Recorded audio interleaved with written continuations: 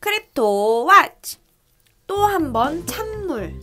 빗썸이 반등하던 암호화폐 시장에 또 한 번 찬물을 끼얹었습니다. 국내 최대 암호화폐 거래소인 빗썸은 공지를 통해 350억 원 규모의 암호화폐가 탈취당한 사실이 확인됐다고 밝히며 당분간 거래 서비스와 암호화폐 입출금 서비스 제공을 중단한다고 밝혔습니다. 이에 투자 심리가 또 한 번 위축되면서 암호화폐 가격은 큰 폭으로 하락했습니다. 빗썸 측은 암호화폐는 전부 회사 소유분으로 충당할 예정이며 회원들의 자산은 안전한 콜드월렛에 이동 조치하겠다고 밝혔지만 시장의 반응은 냉랭합니다. 암호화폐 거래소의 신뢰가 또 한 번 무너졌습니다.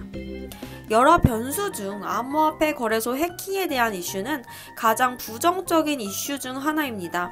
지난 2014년 2월 당시 최대 거래소 중 하나였던 마운트 콕스가 해킹당한 적이 있습니다. 마운트 콕스는 해킹으로 인해 85만 BTC, 당시 약 3.5억 달러 규모의 손실을 입었고 결국 파산했습니다. 이 여파로 암호화폐 가격은 일주일 동안 마이너스 50% 가까이 하락했습니다. 올해 초에 역시 일본 거래소인 코인체크는 암호화폐 램 580억엔이 도난당했다고 발표했습니다. 이는 마운트 콕스의 피해액을 뛰어넘는 사상 최대 규모의 유출이었습니다.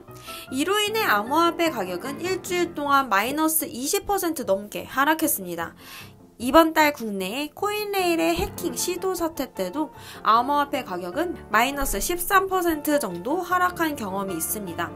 이처럼 주요 거래소의 해킹 사실이 전해질 때마다 가격은 급락했고 이는 이번 사태에서도 이어지고 있습니다.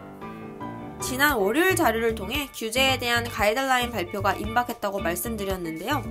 지난 3월 G20 재무장관 및 중앙은행 총재회담에서 암호화폐에 대한 규제 논의를 끝내지 못하고 7월 G20 회담으로 연기했습니다. 각국은 오는 7월까지 규제에 대한 가이드라인을 제시할 것으로 보여 암호화폐 관련 노이즈가 많아질 것으로 보입니다. 우리나라도 관련 논의가 구체적으로 나올 것입니다. 빠르면 6월 중에 한국은행이 관련 보고서를 발표할 예정입니다. 정부의 가이드라인에서 거래소의 투자자 보호는 핵심적인 사항이 될 것입니다. 더구나 이번 국내 최대 거래소 빗썸의 해킹으로 인해 거래소에 대한 규제는 심화될 것입니다. 장기적으로 투자자 보호 측면에서는 긍정적입니다만 단기적으로는 잡음이 불거질 가능성을 열어둬야 합니다. 크립토 캐탈리스트 지정학적 리스크 인덱스는 2008년 금융위기 후 최고치 경신. 오늘 한국, 일본, 대만, 캄보디아에서 암호화폐의 규제를 강화한다는 움직임이 포착되어 암호화폐의 반등세가 둔화되었습니다. 어제 비트코인은 6,800달러 위를 살짝 올라갔다가 매물이 나오면서 다시 내렸습니다. 당분간 7,000달러 저항선을 도전하는 시도가 있을 수는 있지만 이를 뒷받침해줄 호재가 필요합니다. 우리는 현재 상황을 규제 강화와 지정학적 리스크 두 가지 측면으로 분석해 보겠습니다. 단기적으로 여러 나라에서 규제를 강화한다는 소식이 나오면서 불안감이 커진 것은 사실입니다.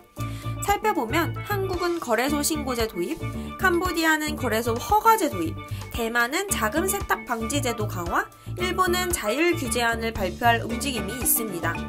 중장기적으로 건전한 시장 질서 확립하는 데 있어서는 환영할 만한 움직임이지만 당분간 투자 심리에 부정적인 영향을 미칩니다. 하지만 새로운 규제가 발효될 때까지 시간이 걸리기 때문에 과도한 반응은 적절하지 않습니다. 장기적으로 보면 현재 지정학적 리스크는 2008년 금융위기 이후에 최고치를 경신하고 있어 암호화폐 가격 상승을 견인하고 있습니다. 지정학적 리스크를 측정하는 GPR 인덱스를 살펴보면 2008년 이래 줄곧 상승 곡선을 그리고 있습니다. 최근 증권시장에 찬물을 끼친 이탈리아 탈EU 위기, 미중 무역 전쟁, 미국과 EU의 무역 갈등은 최근 지정학적 리스크를 커지게 한 대표적인 사례입니다. 최근 증시가 계속 약세를 보이면서 작은 피난처로 암호화폐가 부상하고 있습니다.